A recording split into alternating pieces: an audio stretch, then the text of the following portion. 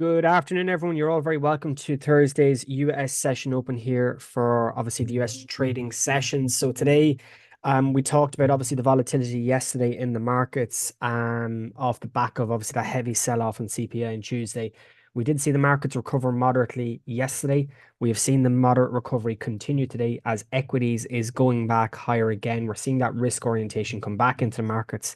That pricing out of weaker CPI on Tuesday has been largely undone. We look at a lot of those assets returning really to where they were on Tuesday, getting that midweek reversal yesterday. So risk orientation is very much segmented into the markets today, which means then that the idea is, well, we're looking for that long theory bias in equity markets today. So first place really to start off at is by looking at the DXY, just to give us that little bit of additional underpinning correlation in the markets. So of course, today we have seen the DXY fly lower, mitigating or pulling back against a lot of that up spike that we saw on Tuesday's CPI. So aggressive spike up in Tuesday CPI coming off that 105 handle, making its way progressively lower today. Now, the sell-off today has been aided, if we open up the economic calendar, has been aided by obviously the data prints. Fundamentally speaking, though, you'd actually expect it to go the other way because, of course, retail sales figures, if you exclude autos, came in actually worse than expected, and the headline retail sales actually came in worse than expected as well. So marginally, you'd probably say that that was a strange move because you'd normally expect, well, from retail sales, the likes of retail sales, GDP, a lot of these other data prints, when they beat expectation, you generally see markets fly. But when they fail to meet expectation, you actually see that unwind. And we actually saw the opposite move. So that's why it's important to just be cautious of the data that comes out because it doesn't always play up to what you'd expect when you underpin it and look at the data. Overall, though, the Philly Fed manufacturing survey today did beat expectation pretty comfortably. So that's going to aid pretty well in terms of the output element from the manufacturing side of things. And of course, the weekly jobless claims continues to hold up relatively well, coming in 8,000 under expectation. So mixed figures broadly. Obviously, retail sales disappointing, disappointing, excuse me. But obviously, a lot of the other data prints have come in pretty well. So where does that leave us then for the week? Well, as I said at the beginning, it leaves us kind of unwinding and undoing a lot of those moves that we kind of saw on Tuesday, because of course we had that massive decline.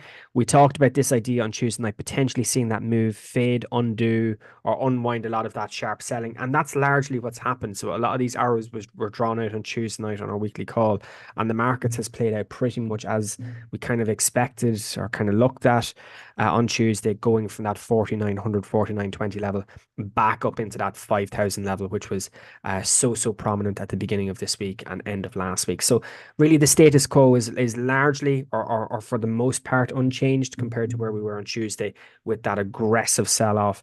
And really now it's going to set the tone of, well, are these markets going to continue moving higher, or are we going to get this moderate correction now back into kind of more moderate levels? Because we know obviously fundamentally rates are going to remain higher. This idea of rates remaining higher for a more persistent and more sustained period of time looks to be set. But again, that hasn't really materialized because, of course, the equity markets in the background has been so bullish through the course of the year. So we obviously have to look at the fundamentals and cyclical trends in line with current fundamentals, which we know obviously raising or reduction of rates is coming later this year, probably by most analysts and forecasts, it's coming later than expected. And that's why we saw that sharp unwind on Tuesday off the back of that persistent CPI data. So obviously taking everything collectively, I think is important. Today, given the fact that the markets has rallied Tuesday night or Tuesday evening-ish into Wednesday, into for the most part of today into the session open, all eyes is really going to be on how price action on the S&Ps reflects at 5,000. Do we continue progressing through 5,000 and continue turning higher, or are we actually going to start to get a little bit of an unwind and more kind of prominent bearish sentiments coming into the markets next week? Now, obviously, Monday, I believe, is President's Day in the US. So that's going to be more gearing towards Tuesday, Wednesday, Thursday of next week, rather than just tomorrow's close and obviously Monday's open. So we're watching that closely as well. But again, the similar theme has been pretty much visualized across the board. So NAS obviously found that sharp decline. It's rallied back up. So this is where we kind of sold off from on Tuesday on the NAS. And you can find that fair value back into that 850 level. And it's pretty much reacting from it today very, very prominently. So we're getting very, very sharp swings in volatility to the downside.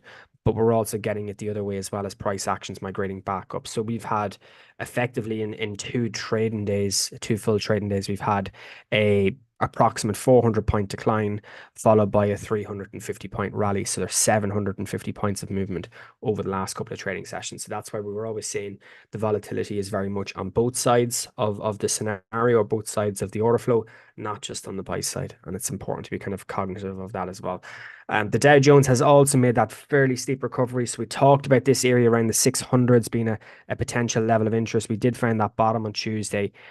Ground up yesterday progressively well into the close. Didn't really come yesterday afternoon because we did obviously fade yesterday afternoon, but we came Thursday, it progressed higher, and then we just churned higher into that 500 level today. And I think that's important to see how these markets react. Do we get a little bit more of a spike higher, or are we actually going to start to get a little bit of an undoing again?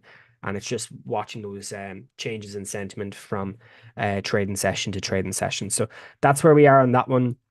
As obviously the big talking point this week was the VIX, the volatility rally going from that 13s into 17s, or up through 14s. But we have obviously seen price action from the VIX side of things come back a little bit yesterday to a little bit more of a moderate level. We are still holding at 15.5 on the VIX. So really case is going to be out. The jury is out to see whether this obviously continues progressing to the upside, which again should probably bring in more weakness into indices and into the equities, because we know when volatility increases, when the VIX increases in the sentiment index, then you have negative returns flowing into the stock market. So obviously watching that very, very, very closely as well. Not just today or on a day-to-day basis, but obviously more progressively as we end February and end into March, and obviously the end of Q1, where we'll look to see obviously rates coming down, most likely probably in June. So that's effectively where we are at the minute, June, July. And obviously looking at the FX side of things, so obviously with the DXY rolling lower, Euro USD has ground higher off of that. So we're definitely seeing that risk orientation flow through. Yesterday evening into the close, today specifically, FX markets are moving higher. FX markets moving higher across the board. So obviously stronger euro, stronger pound. The dollar yen. So the yen has been an outlier this week because, of course, we've seen yen weakness pretty much universally across the board. Euro yen, pound yen, dollar yen have all seen spikes again. So that'll bring in from that side of things, that'll bring in the BOJ to see if there's any sort of further implementations or introductions of involvement in the monetary policy, because of course we had it last year, we had it a little bit earlier this year in 2023, obviously before we headed into the new 2024 financial year.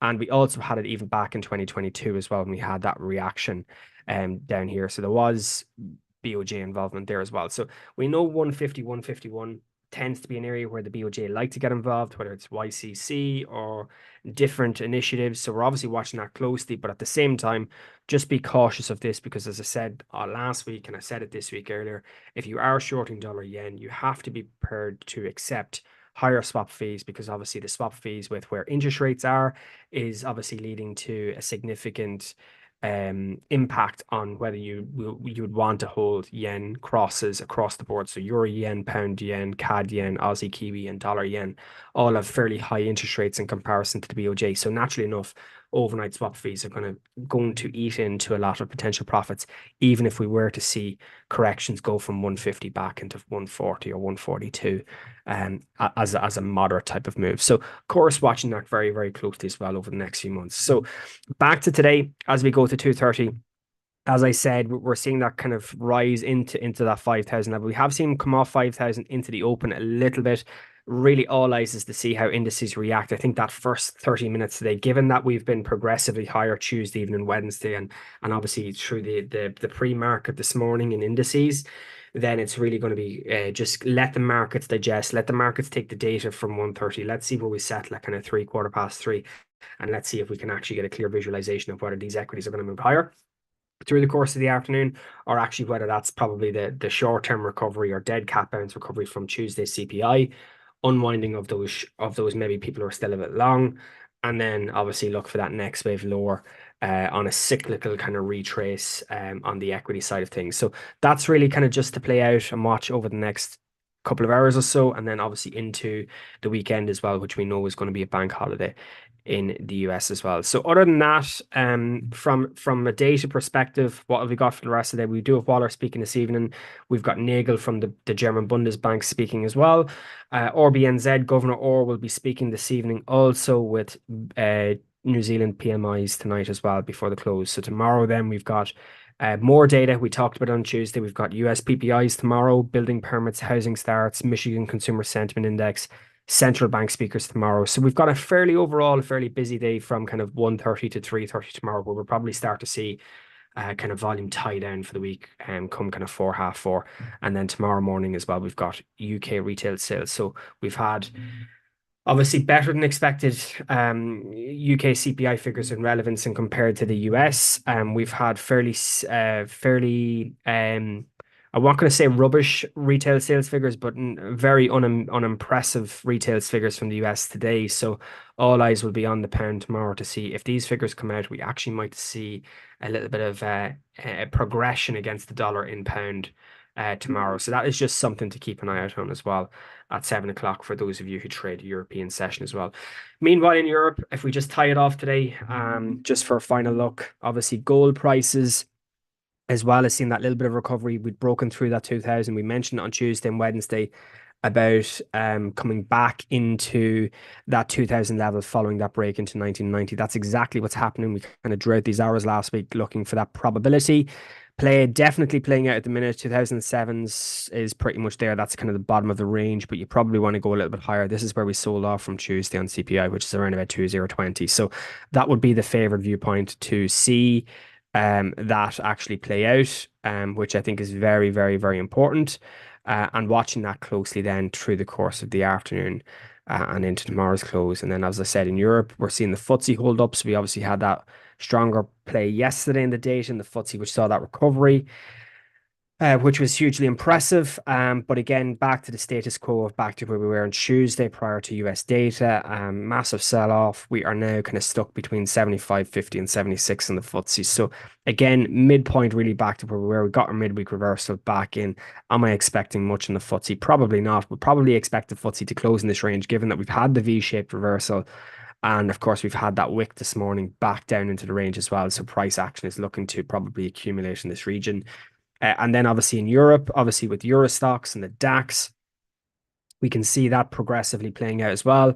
Massive sell-off, completely undone. So this is probably a clue, because we've seen over the last few months as well, European stocks actually move first, and then we've actually seen the US indices actually follow.